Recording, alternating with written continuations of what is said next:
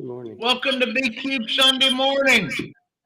It is. We are still in the follow on from Friday the 13th, which October 13th has another dubious honor. It is National Disaster Prevention Day, uh, or something along those lines. And I found that to be rather humorous. Someone out there must have a sense of humor. Now, speaking of senses of humor, oh wait, this is Cliff and Andrew. It's okay. Uh, No humor here. we Yeah, have with us sorry, serious. today uh, I Cliff do. and Andrew Roberts. Now, Cliff, are you still working to get Nancy Jane on board? Yeah. We had yesterday. We had three guests lined up, and one of them had to cancel, and another of them is currently having technical difficulties. So I told her you'd be working with her on that while I'm running the show. So maybe you can help her out. There is, I mean, Okay, we short have of a blank screen that saying, saves Nancy. okay. Okay, Well, I tell she's you just what, I'm going to let you and Cliff go, and you guys can watch me looking off at the dark screen and typing a lot. okay. So, Nancy, I'm going to be talking to you through the chat. And as far as everyone else goes, welcome to B Cube Sunday morning. Hello. All right. So today the subject is kind of poetry and the human condition, and it's been a rough week, I think, for a lot of people, not just for Friday the 13th. Reasons, especially for people who have ties to the Middle East. But also, in the last few years, there's been the invasion of Ukraine, a major pandemic I heard something about, all sorts of issues that, if you have this idea of human progress as a, it's kind of it's tougher, makes it tough. So, poetry, however, is a thing that allows for people to both express this reality and to, in some way, push back against it by offering various kinds of hope and maybe even solutions or just beauty, and so I've got my Leonard Cohen mug here. He was a poet, and this is my favorite line from my favorite Leonard Cohen song, which is, "There is a crack in everything. That's how the light gets in." And poetry can provide that crack, right? Um, Nancy, who is one of the writers that I invited today and who is having technical difficulties, writes a series of haiku, wonderful haiku, about all sorts of subjects. But sometimes she writes haiku about the foibles of humanity or the outright really bad stuff of humanity. And the third line in the haiku is "not civilized yet." So if is a subtitle for this month's third Sunday podcast, it's "not civilized yet." Um, so one of the experts in civilization and not civilization is Andrew L. Roberts, who has, yes, because he has written Call a myself whole an expert. epic book-length poem about World War One, and called Durham and Rose. And more recently, he has a poetry. When did it come out? A week ago or something? Yeah, last Saturday. Yeah, a new poetry collection called Feathers and Wax. Feathers, Wax, and Dreams. Feathers, Wax, and Dreams. Yes. Okay. So could you talk a little bit about? We're going to try and get an actual three-person discussion going, but if you bear with us, it could just be Andrew and me for a little while. All right. So, those joining us, we are talking poetry in the human condition, and I've got Andrew Roberts, and another poet is having technical difficulties. Speaking of the human condition. Okay, Andrew. What did you learn writing a book-length poem about World War I? Did you learn anything about human nature that you didn't know going into it? I think I learned more about my nature than about human nature. Well, you are a human. Last time Well, I checked. that's debatable. Uh, Before coffee or after coffee? so the thing I came away after doing Durham and Rose is two things. One is I didn't want to write any more poems about Durham and Rose, and I learned that I would still keep writing poems about Durham and Rose. Uh, once I got into his flesh and mind, or he got into mine, uh, it's been impossible to completely put him to rest. Of course, going into a pandemic, mimicking the Spanish flu didn't help stop it either. But what I discovered is I'm much happier writing in that style and that voice than I am writing in the type of prose I had written before, which is traditional. And poetry is much more freeing, especially when writing a story, because suddenly the stuff that would seem strange if you wrote big streams of metaphor in a straightforward book would kill the book. But if you're doing it in verse, it's just right. And I think that's the important part about writing is getting it right. There. Well, that's fair. I mean, however you connect to people, right?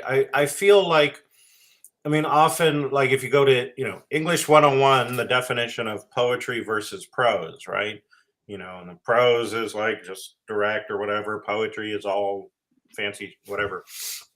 And I've never really, I mean, as an adult, I very quickly moved past that. And there is prose that is more poetic and less poetic, and there is poetry that is more poetic and more prose-like, right? And it's a continuum with poetry on one side all the way to prose on the other side. So on the one hand, you have Shakespeare's sonnets on the one side, and on the other side you have IBM manuals, and which are prose, and in between is something like Ray Bradbury, right? Who wrote prose for the most part, but it was really this heightened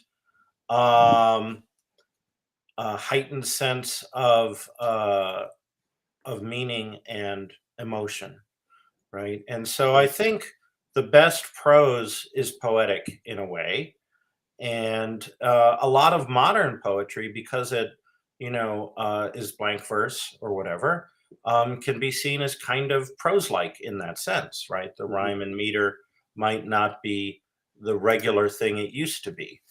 Like if you read Dante's um, uh, uh, Divine Comedy in Italian, it's this very, very specific kind of poetic form where there's three lines, and it's like ABA, and then the next one is BCB, and then CBC, right? And it has a meter, and the rhyme scheme is this kind of braided thing that goes through each one of the 100 cantos in the Commedia. And that kind of poetry isn't as common as it used to be, or it isn't the only option. Mhm. So I would argue that your prose is often very poetic, even before you wrote like Durham and Rose, and we're Well, focused more on I prose. think it's because of my my my favorite pieces that inspired me as a kid. The Odyssey. It's a poem. Even if you read the translation and it's not set in verse, it's still a poem. It's a Right. song. Um, every Shakespeare play all the dialogue is poetry, And and he it, goes into iambic pentameter yeah. for the important lines. And then the actors promptly throw that out and just do it their way. Yeah, But well, that's the actors have the final cut in drama. yeah, but the thing is, I think poetry is the original storytelling language. You think Sure. back of early man, not primitive man, but early man and early women would sit around fires, and they didn't have TV or the internet, and they They're told probably better off. they told stories, and they probably sang them, and Yeah, that's why right. we love rhyme, right? We love music in our thing. And I'm not a big fan of rap, but I mean that's about as hard to rhyme as there is. Sure. Uh, so poetry, I don't like the rigid forms of poetry for myself writing. I mean, I'm not into puzzles, so I can read Wilfred Owen and just sentences, back and forth. Hmm. But it's it's really what he's saying and the music in it that I like, that would still happen without the rhyme. I Sure. in my poems, rhyming is sporadic and infrequent and used more or less as a exclamation point more than anything else. And because that's the only punctuation you'll find in my poetry is a rhyme. Exclamation points. Yeah, no exclamation points, but the rhyme as an exclamation point.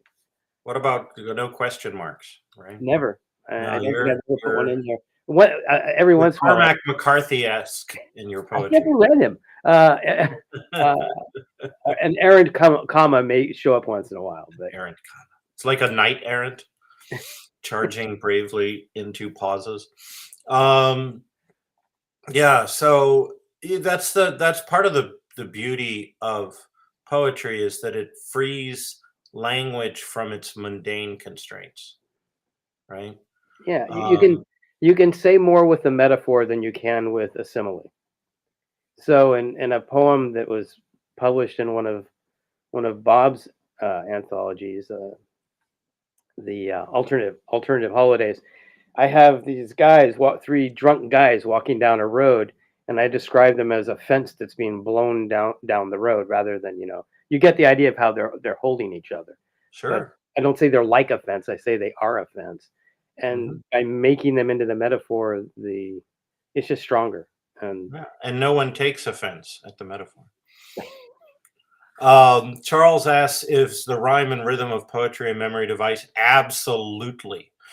yeah, Yeah, if you're memorizing an hours long epic, that yes. I mean, and even if you set it to music, you can uh, uh, help remember things better, right? Like when I was in high school, I had to memorize, and this is a world premiere performance I'm about to give you. Memorize Mark Antony's speech from Shakespeare play Julius Caesar. Friends, Romans, countrymen, lend me your ears. And so I wrote a country music tune to set it to and memorized it that way because we had to memorize it and then recite it in front of the class. Um, is that the and I did not come to bury yeah, praise? yeah. So I started it off with friends, Romans, countrymen, lend me your ears. I come to bear Caesar, not to praise him, and went on like that. But it was absolutely dreadful, but I remembered it. So yeah, I had fun with that. Luckily, YouTube hadn't been invented at the time, so I had no compulsion to share that with the world until today. So there you go. I guess we're just lucky. Yes, you dodged that bullet. Yes, Julius Caesar not so lucky. You guys lucky, right? Like I could do a meme with like Julius Caesar getting stabbed. It's like poetry, prose, somewhere in between. I don't know. Heightened verse. So yeah, but uh, we've been talking a little bit about the forms and what makes poetry poetry as opposed to prose. but also music. Poetry can be set to music, or it cannot be set to music, and it helps us deal with stuff, right? Yeah. In the poem Terrence, This Is Stupid Stuff, it talks about like art preparing you for tragedy. And it really, I mean, I'll just, this is like, a podcast that is connected to a publisher of, often publishes fantasy and science fiction. I'm going to connect it to science fiction and say that science fiction poetry can prepare you for the future, right? Like the future is going to be stranger than anything. We have Nancy. You have me on my phone. Hey, whatever works. I would say poetry in motion. So I hope you don't mind my quoting your haiku endings of Not Civilized Yet, because that no, I expected that. because really that is really at the core of it. So I should now that we have both of the people who are here, I'm going to introduce a little bit. Andrew is not just a poet; he's got 2 poetry collections and an epic Homeric style poem about World War I called Durham and Rose. And we'll put some links to Bob now that Bob has gotten Nancy on and he can take a breather. Maybe he'll put some of the QR codes for some of that. And then Nancy has written a number of really fabulous stories and some novella-length works, and published by Aqueduct Press and others. Am I right in remembering PS Press was one of your publishers, right? Yeah, I published a collection with them. Oh gosh, it's probably back a long time ago, at least 12 or so years ago. But I actually have 2 novels from Aqueduct as well as novel length though. My last 2. Yeah, are they in the Conversation Pieces series, both of them? No, they're freestanding. They're freestanding novels because they're long. Their conversation pieces are short, but the novels are. That's what I remember. I have a whole Nancy Jane Moore collection, but I don't have it right behind me. So, but and she has lately been putting, I think mostly on Twitter and Facebook, or Twitter, or just Twitter mostly, right? A series of haiku. I put them on all the social media things I'm on, since I've been trying the new ones because Twitter is dying. And I've been doing this actually since January of 2015, which is sort of shocking now. Nice. But I started just to do it to try to think of something that made me happy every day. And it sort of morphed into something that made me, whatever was pounding in my brain, whatever, whenever I looked at what was going on in the world or what I woke up thinking, it's like, okay, it's more of a discipline than a poetry thing, really. It's what's on my mind right now. And I kind of fell into the haiku-like format to give it structure. So, that's why it looks like that. It's closer to what the Japanese would call a senryu, in that it's not generally about nature, and it often has a snarky or cynical tone or a humorous tone, something like that. So, but I call them Zen Tao, as in that was then, this is now. This is Tao. This is Tao, and it's been an interesting discipline, and it is my morning thing, and it's shocking. I've been doing it for almost 9 years now. Wow. Yeah. They're worth checking out. What's your about to be dead Twitter handle? Twitter is writer Nancy Jane. Okay. And on Mastodon and Blue Sky. I'm just at Nancy Jane. Okay, then. So if you want to check out some of her haiku, that's where. I would recommend Mastodon and Blue Sky, but Twitter is still, it's got so much what the cultural tutors on Twitter and all this stuff. So, I still hang in there. Although the functionality is not what it was.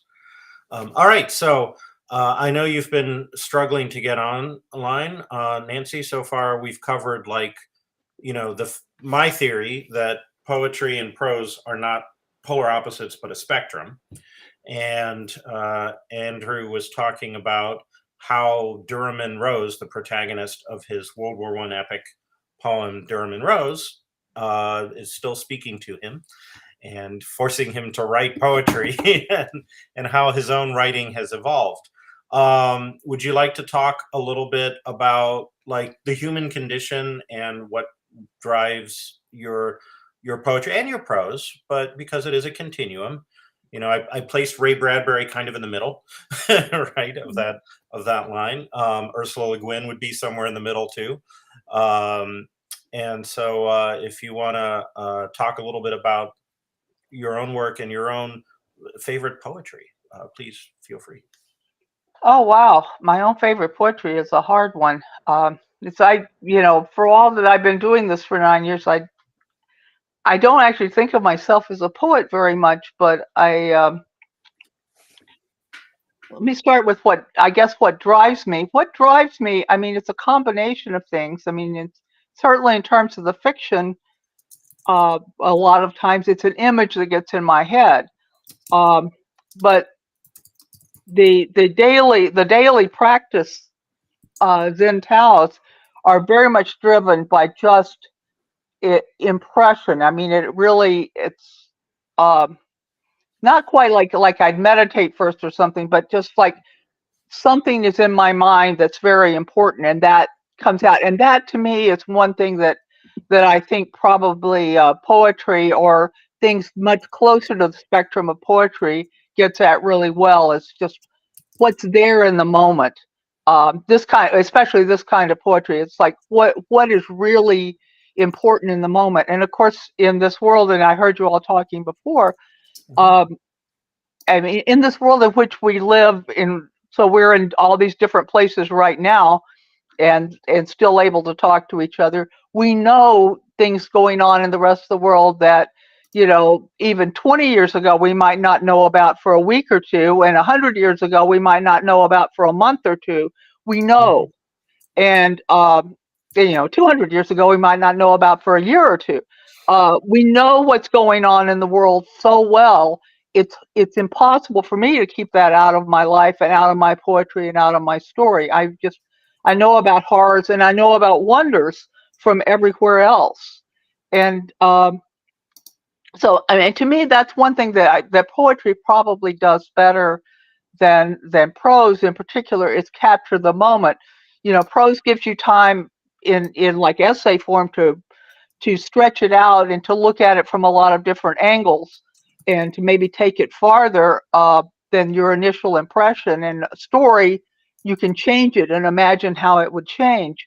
But poetry to me captures the moment, which is not the same as what Andrew, I think, was talking about in the sense of writing epic poetry. To me, epic poetry is just is story. It's so much story, and it's just in a form that's a little more structured than or seems a little more structured than than a story. Actually, it's not really. It's good story writing is often very structured as well. I just finished Nicola Griffith's Memewood, and oh my God, it's and it has to have been detailed. There has to be a detailed structure in there because it couldn't be written without it.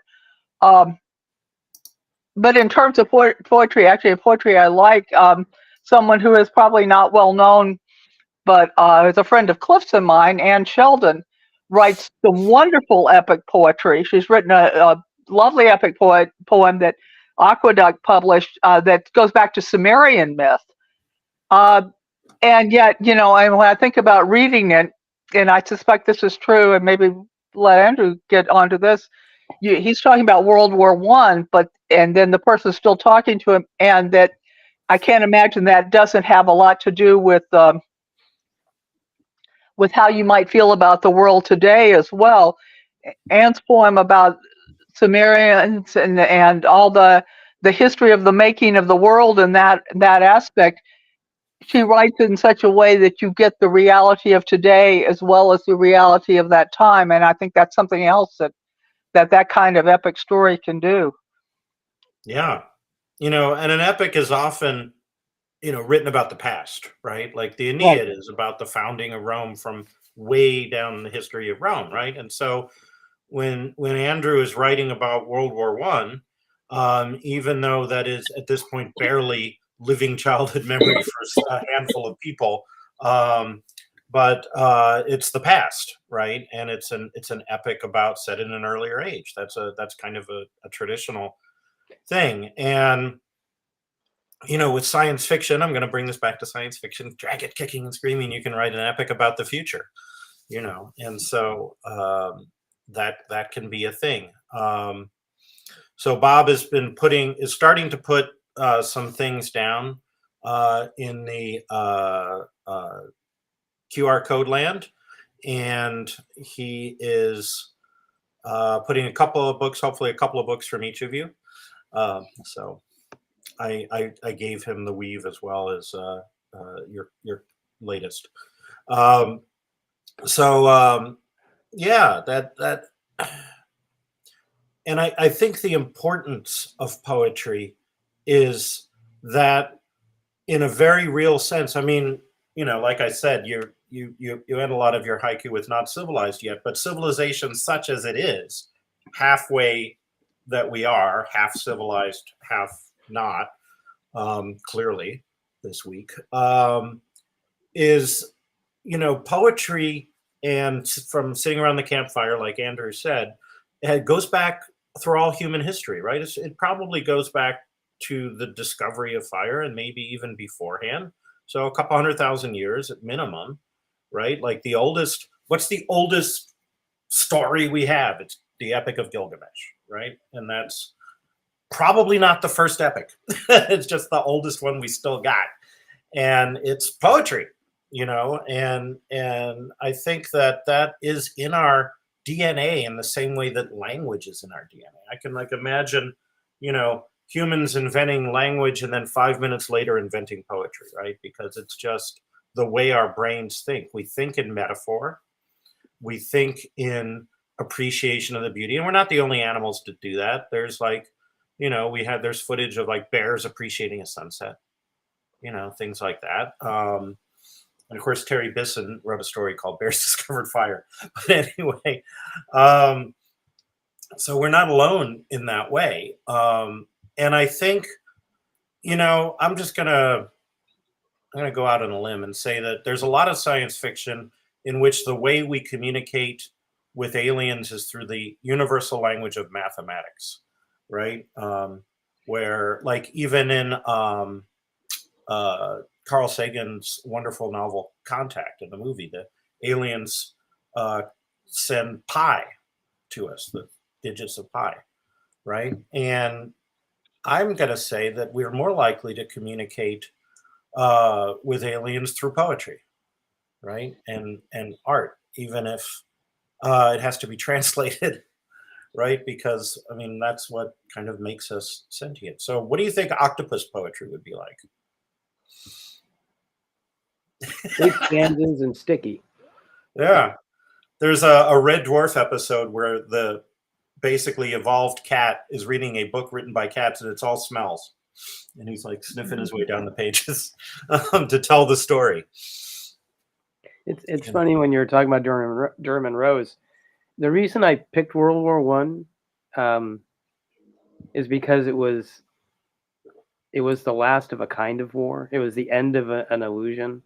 And what I was really set out to do was to do a big story about post-traumatic stress. It came from conversations with my older brother, who was a vet, and looking at the history of our family with many veterans, and so I started building that, and there are certain requirements of the classic epic. There's the journey, there's supernatural intervention and things like that. But the structure of it, there's a hidden structure in the book, which is it's all the poems are out of sequence. All the stories and memories are out of sequence that slowly come closer to sequential linear sequence by the end. And that's because memory works that way. You have one memory and it jumps over to not forward or backward, but sideways. And somehow there's a connection. And so I tried to do that. And the trick was, by the time you finish the book, you have a linear memory of Derman's journey. And I was extremely relieved when it worked, because I spent 5 years writing the damn thing. But in terms of the poetry and the and humanity, I'd finished Derman Rose just before the pandemic, and there's actually more about the Spanish flu in it than World War I.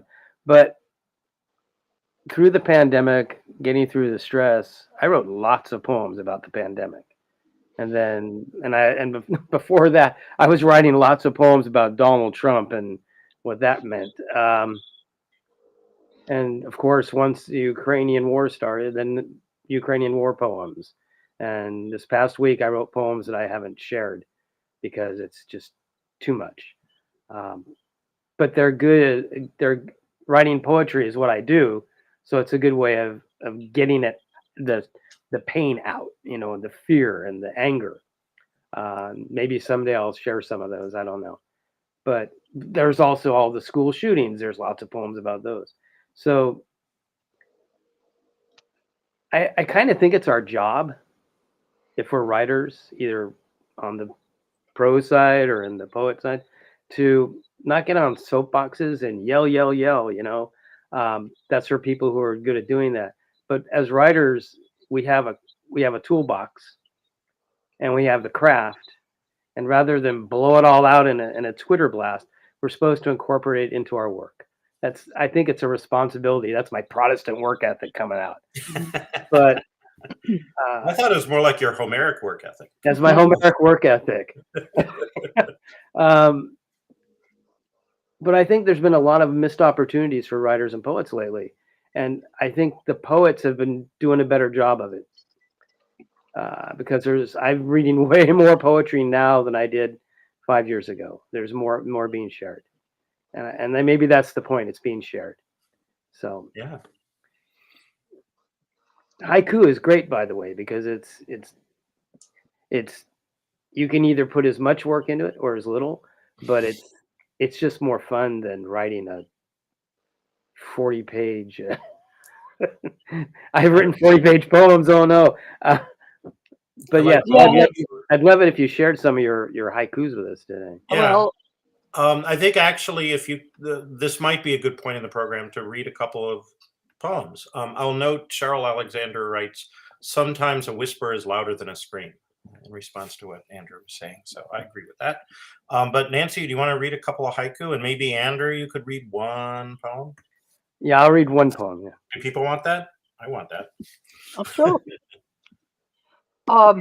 Well, since Cliff brought up the recurring theme of, which is one that actually somebody asked me the other day, was I going to collect a bunch of these that say not civilized yet? And I keep thinking about how to do that effectively. I'm not sure reading haiku, a whole bunch of haiku at once, is actually a very good format for it. I mean, in some ways it's a form definitely suited for social media, because reading one at a time and thinking about it seems like more appropriate than reading 20. So why don't you read one or two, and then Andrew can read, and then you can read. No, I was just going. I'm just coming to that. So I have one, and it's with that theme, and it's from probably sometime this year. Major knowledge gaps, but we think we know it all. Not civilized yet. And I'd read that book. I think it's actually, the sun. Hopefully, it makes you just think about it a little bit differently. And this morning's was, I'll just go with that. Easier to think apocalypse instead of imagine better. Oh, that's like a That's knife really to my good. heart, That's Nancy. really good. That's Well, imagination. I felt this year, and actually, I find going back to the previous years looking at these, that I find a lot of them. I've come back and forth to it, but imagining something different is real key this year, uh, along with balance and harmony come out, not as like, oh, that's the right spiritual thing to do, but it's the right thing to do because that's the way the world works. It works in balance. And so a lot of that, plus, how did we get in this mess? We're not civilized yet. Anyway, I'd like to hear from Andrew. Okay, I'll read two poems. Most of my poems tend to be on the dark side, so I'll start with one that isn't. It's an almost haiku, but it's not really a haiku. Let me see if I can pull it up. This one's called Red. I never cared much for red, except for the bright splash on a blackbird's wing. I remember that one. That was a Yeah, good one. now this one is okay. I apologize ahead. This one's dark. Blind. How like the king of thieves I feel today, overwhelmed by the desire to gouge out my own eyes and walk away. For what I see is an ending, all in bitter slow motion, stealing 10,000 lifetimes as slow as molten lead, punctuated by sudden calamities that strike as clockwork each day after day after day. I suppose the pantomime of goodness has lost its appeal in this nation of entertainment and the gun. What profits goodness in the hearts ruled by money and the near pornographic lust of celebrity and attention? Hope for any national salvation is crumbling, if not entirely gone, leaving only the forlorn hope of those who might stand in the gap, making that last suicide assault against condemnation and the boisterous and delusional howling of counterfeit patriotism, cancellation, and ridicule, with only the promise of the eventual bullet through the heart or through the head as peace. Where are such fools as these? Name them, please. Certainly not in any Senate, Capitol, or State House. Certainly not among such men as that. For what peace, what prince, what king or counselor would dare deny their constituents the hot embrace of their Armalite lover? No, it's easier, safer to make a speech, share a feigned grief and lower one's eyes, call for prayer and let 10 or 20 children die once or twice a week or 52 weeks each year. Talk is cheap and votes expensive. And kings and princes and counselors are cowards after all, fearing the assassin as much as they fear the truth. And so I throw down these words, less a challenge and more a surrender. For in my heart, I feel that this country, this nation I once knew and loved, has become the kingdom of the dead.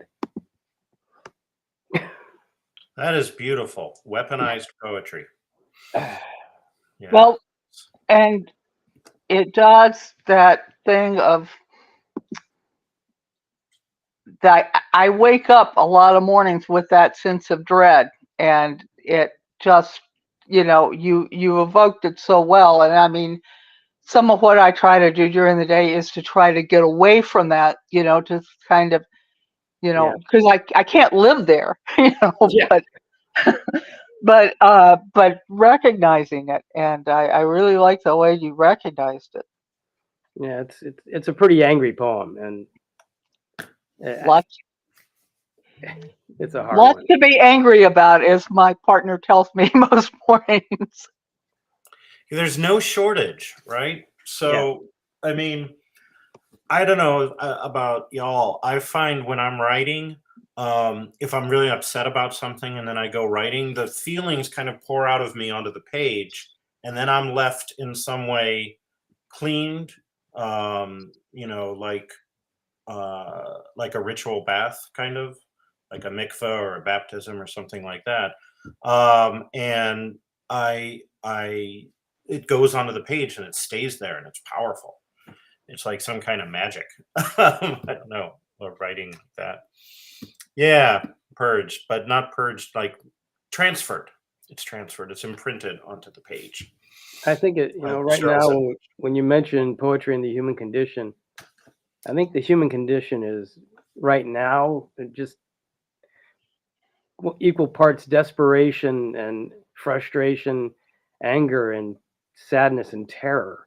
Um, I mean, all of us grew up during the Cold War, right? And nuclear war was, when I was a little kid, it was like almost a given that it would eventually happen, and then we'd all be out doing stupid children things in the aftermath because we watched all these bad science fiction movies. But now we don't have the benefit of that sort of innocence. We know that what war brings, and apparently a lot of people in the world right now, they think war is a good thing, and that scares me. So. Yeah, well, no one has ever seen the irony in Onward Christian Soldiers, right? I see the irony, but I'm not Christian, so that's yeah. People like Cheryl says cathartic is a much better word, and I agree. That's a great word. That was originally a Facebook user. I'm sorry, Facebook users, I can't see who you are at this time. Cathartic, when we allow the truth of something to hit the air.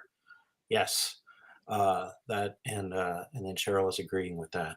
So while we've been talking, the third invited poet, Niel McKintosh, has posted in the comments indicating that he is done with the thing that was a schedule conflict. So I'm hoping to get him on. And we'll work on that. I've sent him the link, so maybe we will get another poet on.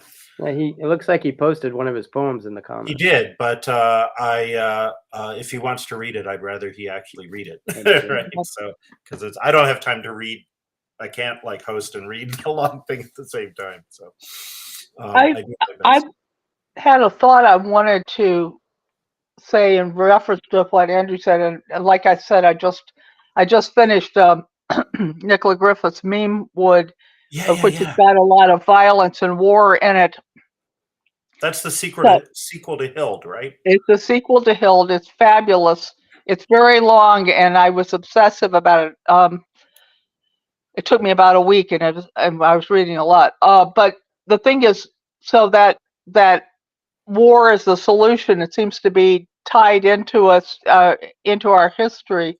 But the thing that I keep coming back to, it's one of the things, and I guess the thing of knowledge, we know we're reaching a point, and in each generation you reach a point, we learn a lot of things, and that's where I find the hope is like, and I don't mean technical things necessarily, that can be that, but just awareness, a greater understanding of the world around us. I mean, that's one of the things I keep finding in myself, is I keep finding more understanding of almost everything. And that's where I see the bit of hope, is that on the one hand, we fall back in the same and very tragic patterns, like war, like, oh my God, no, people are hurting me, I must go hurt other people, core thing. But at the same time, it's like, but we know this and we know that, and we can know more, and we've got, that's the one little piece of optimism that keeps coming through to me. The possibility of doing better is there. The people who are thinking about things that you can do better are out there giving us those ideas. Cliff and I both trained in Aikido, and coming back to the teachings of O-Sensei, the founder of Aikido, which is someone taking in a very simplistic description of it, taking the art of war and turning it into the art of peace. There are ideas out there. In Japan after World War II. Yeah, right? And so the historical context is pretty intense. It's I mean, there's a great deal more to it because it comes out of so many other things. But there's lots of people out there who've got ideas that we can incorporate. Then the more we can incorporate those into our lives, and I think, and again, we get this back to poetry. I think that's where poetry, one of the places poetry really comes in, is that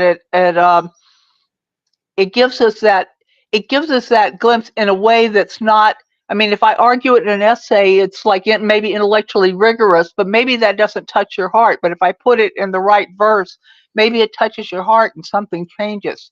Yeah. Somebody who puts it in a verse that I read and it touches my heart and something changes. And I guess I think that's how we work as human beings. It's funny. I've always felt like the Iliad was the big poem that got hijacked. Right? Everyone thinks of the Iliad and the Odyssey as the big adventure war poems, but I think the most important part of the Iliad is when is it Priam, right? The king has to go and debase himself before Achilles to beg for the return of his child's body, and it's the heart of the Iliad, and you have to realize Homer recited that in throne rooms. And he went before kings, and he did this performance of this king just lowering himself and begging for the return of the body of his son killed in war. And the effect that would have on a king must be profound. And so the point was, let's not have any 20-year wars. But I think they need to teach that scene in schools, but they don't. Instead, they talk about the Trojan horse and how we killed the enemy. Right.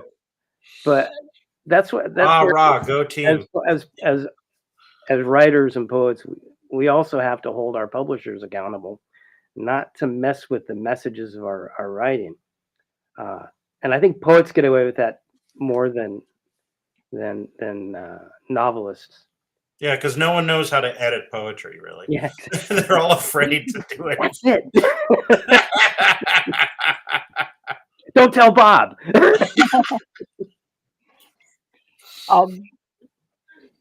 More yeah, I'm just thinking when you were mentioning the Iliad, and I haven't seen it yet, but Emily Wilson has the new translation out of the Iliad, since I don't read Greek.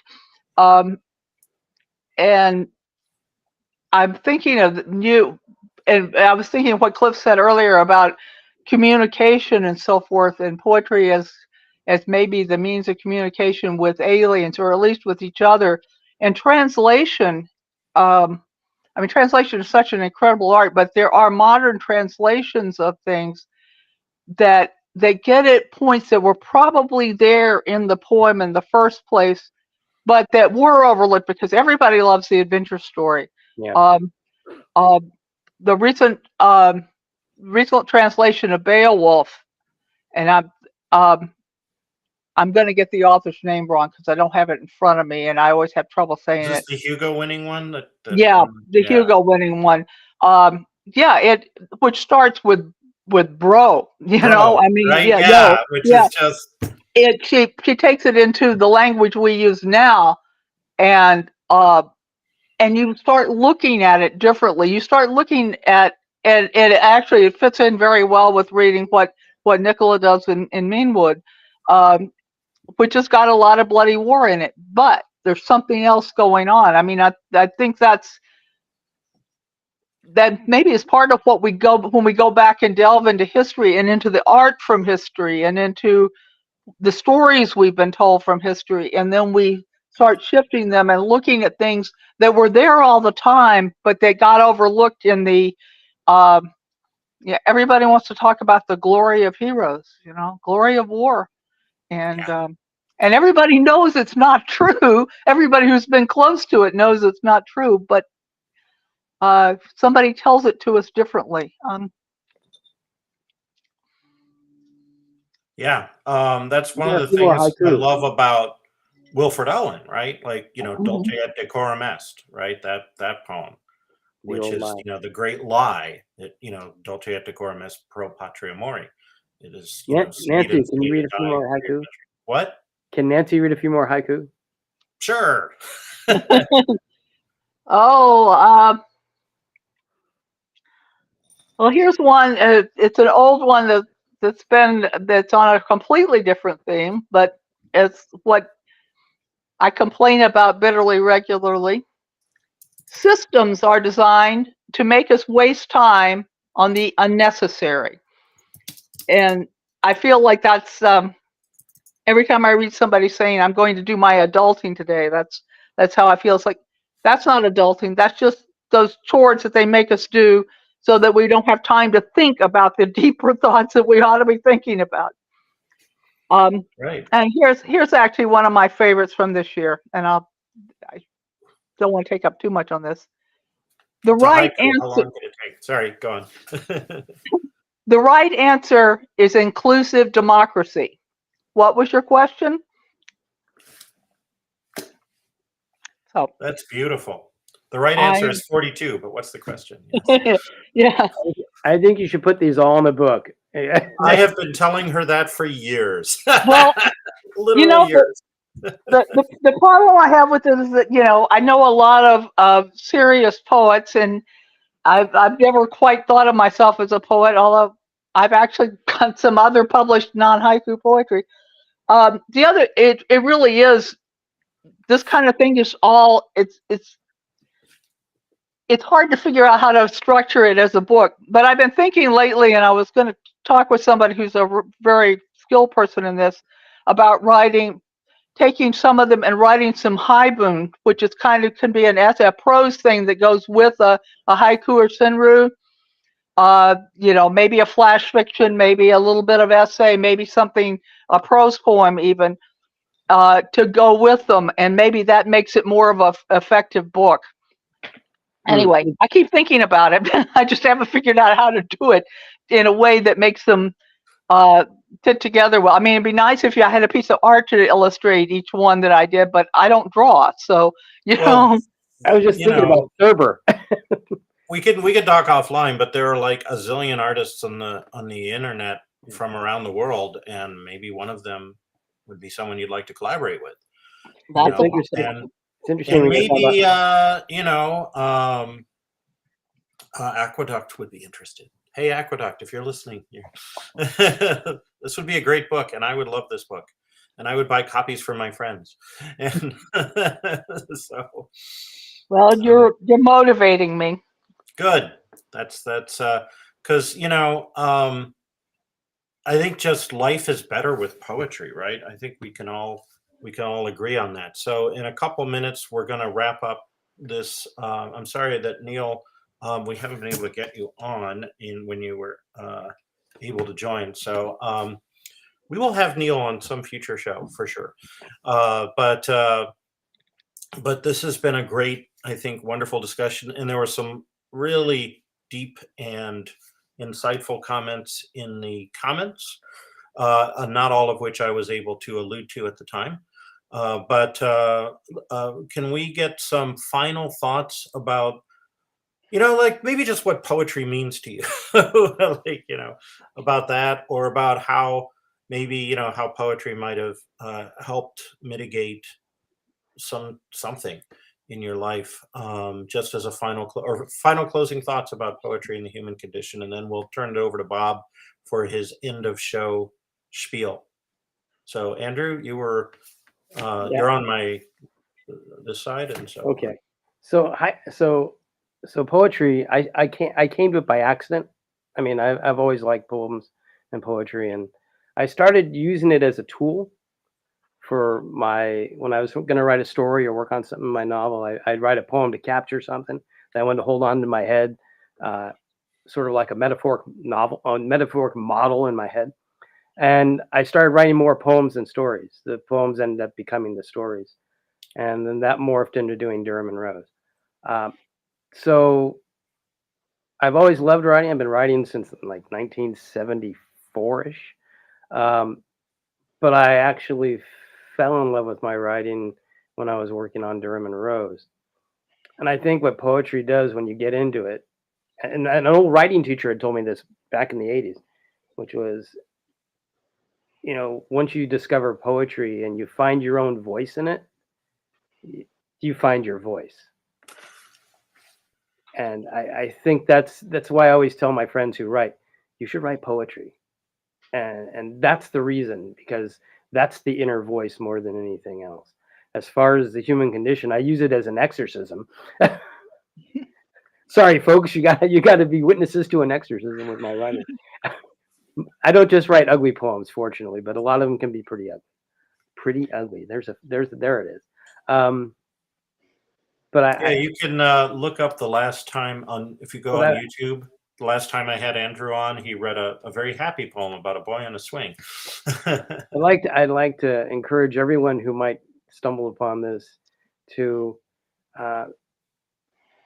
in any way possible, make this world a better place so I can stop writing the poems I write. I can write happy poems again. So that's it. All right, Nancy. Well, just blending off of what Andrew just said, my friend Diane Silver, who Cliff probably also knows because Cliff knows pretty much everybody, it's been a writer she's worked as a journalist her entire life and done all kinds of writing, and went to Clarion and was writing fiction, and it never worked out. And now she's just a little younger than me, which does not make her young. And she seriously, in the last few years, started writing poetry, and her voice has just blossomed, and her work has just blossomed, and she's getting published, and she's out reading it everywhere, and it's like a revelation. And I think that's what you said about you'll find your voice in it makes a lot of sense there. Yeah, I've never taken it seriously, except I've been writing these little Senru for 9 years now. So obviously I'm taking it seriously, and obviously they influence everything else. And the other thing I've noticed is how much the same things get said in slightly different ways. That, it's like, oh, if I go back and read through these, I start understanding themes of my life too. Yeah. And so this particular practice is very useful for that, for understanding it. I mean, I can find that in essays and stuff that I've written and notes, because, like Andrew, I've been writing for forever, and writing seriously to try to get somebody else to read it, not as long, but I always figure out what's going on in the world by writing something down. And this is a new and different and very effective way to do it. So thank you all. Thank you. Having me on here, by the way. I will say, Nancy, that I take you very seriously as a poet. And as a proof text, I offer the fact that I invited you onto here in your capacity as a poet to talk about poetry. So I would love to see that book. I've been reading your poems since at least 2015, yeah, they're just wonderful. All right, take it away, Bob. Bob? Oh, wait, that's me. Oh, hey, this has been rather entertaining because Nancy Jane, I don't believe I'm sorry. Is Nancy Jane an appropriate address for you? Either one. Okay. Either one, but not both. You can Nancy Jane. You can Nancy Jane is fine. I'm from the South. When I see your name is Nancy Jane Moore, I mean, it's like, well, okay, that's Nancy Jane. And I'm from the South too, and also I have a very common name, so Jane helps. Well, Moore, I got my family down in Texas is a bunch of Moors. Yep. So, as we were saying before we went down memory lane, I do love the fact that Cliff brought in two wonderful poets and had a third that just had a slight tweak, but a wonderful Scotsman. What was his name again? Cliff? Niel McKintosh. We'll have him on in the future. We will find a day. Both Cliff and Andrew have published poems with me, or Cliff is getting ready to. I have never published an anthology without poetry. I found this one new person, Jane Yolen. I expect good things from her. Yeah, she is. I think she's gonna make it. I just got this feeling. But she does a lot of poetry for us, as does her husband, and Peg Wheeler does some poetry for us. So never be afraid to submit to BQ Press for fear that, oh, we're too snooty to do poetry. No, we actually have published a book of, get my little pinky finger. Of course, there's nothing little about any of my fingers. They're like big fat sausages. I have to be careful when I go into Denny's. But that Just it don't order is the lady a fingers. pleasure Your to have fingers you are guys. delicious with maple syrup. Ooh, hey, yesterday I made Susie. I got complicated. I do most of the cooking in the house. So yesterday it was Eggos. Now I gotta believe that somebody has figured out a way to turn Lego my Eggo into a haiku. I That's know a challenge that for the viewer. I have on occasion issued rejection forms for poetry in a haiku. I wanted them to know that I took them seriously. But it's fun doing what we do here. But BQ Press is just pleased to have Cliff on the third Sunday of every month. Now, we have an extra Sunday this month that I'm in the process of filling up with a guest. And I don't know, but after that, we will have our first Vermont version, our all East Coast version of last Sunday with Dave and Jim. Jim having lived down in Matt Getz's district. Wouldn't you just love to look up and go to contact your congressman and find out it's Matt Getz? Oh, I'm sorry. I think I have a bad poem coming. I'm Not sorry. I civilized mean, yet. you see, you got to remember, BQ Press got its start as we made fun of politicians. And I have no qualms about making fun of politicians. In fact, our next one that we're doing the closing out the reading on. So it's still open in case you're interested, you poets, is called Alternative Truths Southern Edition.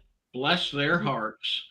And so there is, and it's being edited by Karen Anderson. So if you know Karen, you know there's quality at work there. And She's another Sunday morning host. She does a wonderful job. It is a great time to have a podcast when I've got hosts like Karen and Mr. Winnig and Tom. Yeah, that's him, Tom Whitmore. And I technically host for Jim and Dave, but anybody who's ever watched it will see me sit there like this. That's all you could do, Bob. Oh man, you ever see anybody here ever try and interrupt Jim Wright or David Gerald? And watching them pull it off with each other is epic. Yep, it's an hour or more of an immovable object and an unstoppable force, and they keep switching those roles. And two of the smartest people I ever knew. And Nancy, I look forward to seeing you again, and I'd love to see your name on a contract sometime. So those open calls are out on Moksha, and the same for you, Andrew. Of course, Andrew knows how to get a hold of my stuff because what have we done? 3 poems from you now?